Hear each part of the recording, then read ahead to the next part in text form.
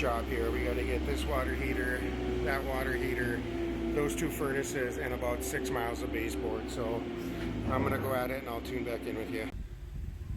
You can see this cast iron radiator is just massive. It's got a little copper on it, but it is super heavy.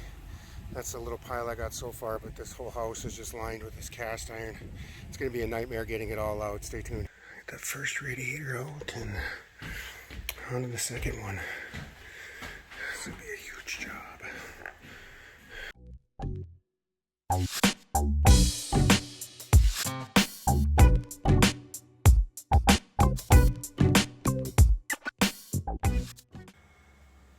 All right, we got all that radiator out, but now for some reason the extension cords aren't working in the plug-in.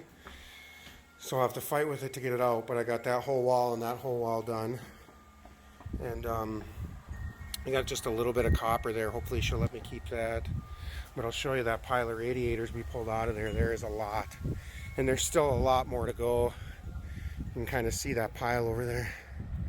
But yeah, this is probably 2,000-3,000 pounds at least already. It just, these solid radiators that surround every room in this building.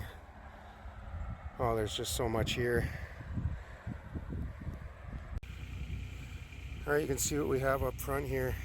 Got these all taken apart into manageable sections here. We're gonna load it up and then work to the back and get all that loaded, but there's a little more here, but there's still just so much more scrap to go. All right, well, we got some copper out of there. Looks like some motors, some extruded aluminum. You know, there's gonna be some brass out of there, but it was mostly cast iron, and I didn't get it all, but you know, I'll show you. Hi, Tuck, go get your ball, buddy. You can see the giant pile of cast iron radiators. I should have filmed myself loading it and unloading it and stuff, but it's just, this was such a big job that I wanted to get it done with. And this is probably only half of it.